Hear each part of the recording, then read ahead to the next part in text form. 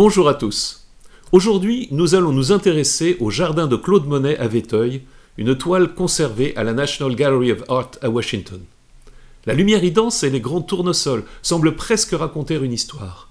Alors plongeons ensemble dans ce tableau plein de vie, mais aussi chargé d'émotions. Nous sommes en 1881, à Vétheuil, en bord de Seine. Pour Monet, c'est une période aussi fertile artistiquement qu'elle est douloureuse sur le plan personnel.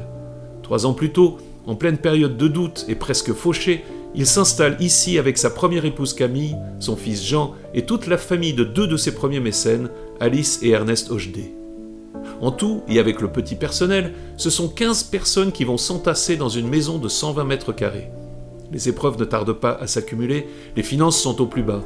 En 1878, naît le 2e fils de Monet, Michel, mais 1 an plus tard, Camille s'éteint après une longue maladie. Monet se retrouve veuf avec ses 2 jeunes fils à charge. Dans le jardin de Vétheuil, on aperçoit justement Michel, le fils cadet, au centre du tableau.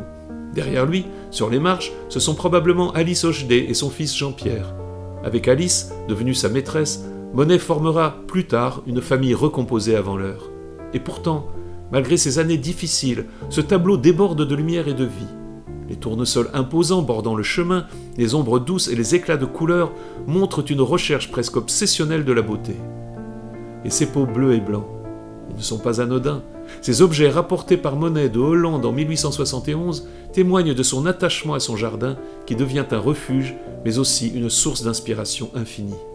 Précurseur de celui de Giverny, ce jardin est un endroit où Monet peut exprimer son amour des fleurs et sa quête d'harmonie.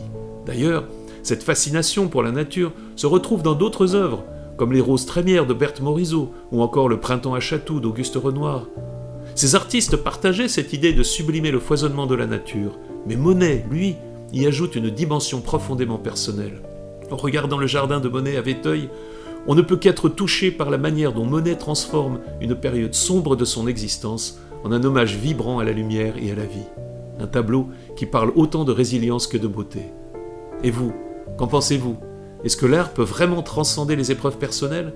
Partagez votre avis en commentaire.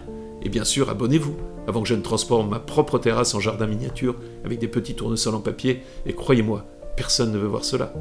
À très bientôt.